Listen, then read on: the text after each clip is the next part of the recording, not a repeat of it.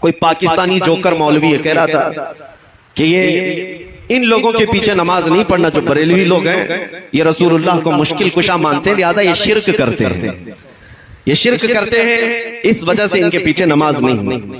ایک طرف تو تم ہمیں مشرک کہتے ہو اور دوسری طرف اتحاد کا نعرہ بھی لگاتے ہو، پھر اگر ہم تمہارے پیچھے نماز نہ پڑھیں تو تمہیں درد کیوں ہوتا ہے، تکلیف کیوں ہوتی ہے؟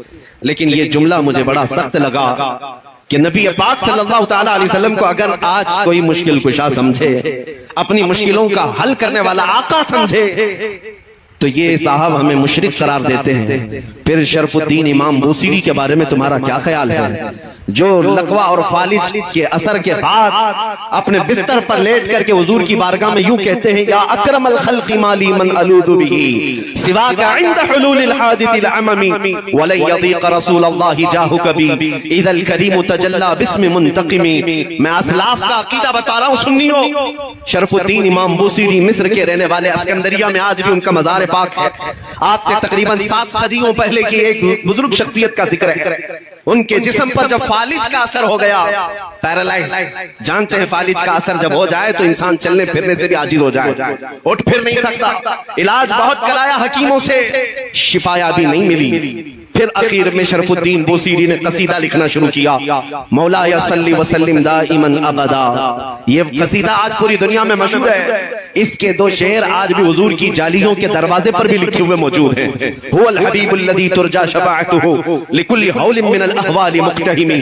170 اشعار لکھے روتے روتے، اور اس کے بعد جب نیند لگ گئی، آنکھیں بند ہوئی، تو رات عظیم رات تھی کہ سرور کائنات خواب میں تشریف لاتے ہیں، تاجدار مدینہ صلی اللہ تعالیٰ علیہ وسلم تشریف لاتے ہیں اور پوچھتے ہیں، شرف الدین تجھے کیا ہوا؟ روتے ہوئے خواب میں عرض کیا کہ آقا مجھے فالج کا اثر ہوا، اب چلنے پھرنے سے عاجز ہو گیا ہوں، بستر پر رہتا ہوں اور لوگوں نے بھی ساتھ چھوڑ دیا ہے۔ نبی کریم صلی اللہ تعالیٰ علیہ وسلم نے ارشاد فرمایا، شرف الدین بوصیری تو نے جو قصیدہ ہماری شان میں لکھا وہ ہمیں بھی تو سناؤ۔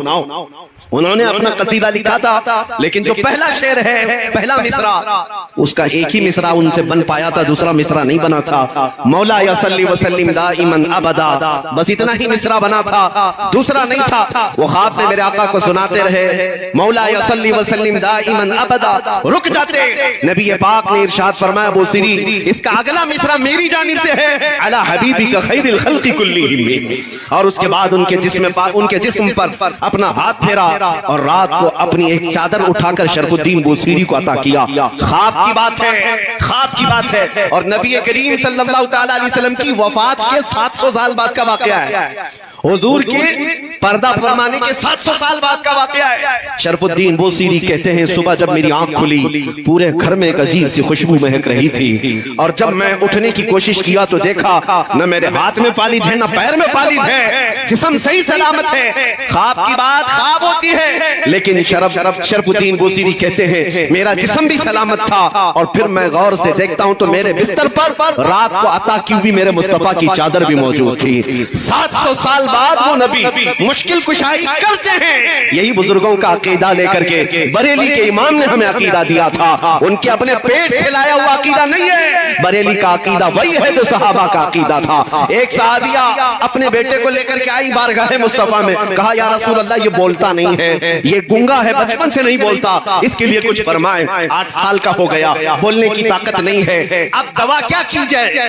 جس کی زبان چلتی ہی نہ ہو، پیدائشی بولتا نہ ہو۔ نبی پاک کے پاس جب وہ خاتون آئی، میرے عزیزو آج ان لوگوں سے پوچھو وہ خاتون کیوں رسول اللہ کے پاس گئیں؟ ارے زبان دینا تو اللہ کا کام ہے، قوت گویائی اللہ بخشتا ہے۔ صحابیہ تو مصطفیٰ کے دربار میں آئی ہے یہ عقیدہ دینے کے لیے، دیتا اللہ ہی ہے، دروازہ مصطفیٰ کا ہوتا ہے، کیونکہ میرے آقا نے فرمایا ہے انما انا قاسم واللہ یعطی، اللہ دیتا ہے اور میں تقسیم کرتا ہوں۔ وہ صحابیہ قریب آئیں حضور پاک صلی اللہ علیہ وسلم کے پاس اپنا بیٹا لے کر کے، حضور نے کیا علاج فرمایا؟ نبی کریم صلی اللہ تعالیٰ علیہ وسلم نے کیا علاج فرمایا؟ کچھ نہیں، اس چھوٹے سے ننھے سے بچے کو قریب بلایا اور پوچھا اس بچے سے کہ من انا، بیٹے اے لڑکے بتا میں کون ہوں؟ وہ جو پیدائشی گنگا تھا وہ بچہ بول پڑا اشہد انک محمد رسول اللہ، میں گواہی دیتا ہوں کہ آپ محمد صلی اللہ علیہ وسلم اللہ کے رسول ہیں۔ اسی عقیدے کو ہمارے امام نے فرمایا تھا، کون دیتا ہے دینے کو منہ چاہیے، دینے والا ہے سچا ہمارا نبی۔ لائک اور شیئر ضرور کریں میرے بھائیوں.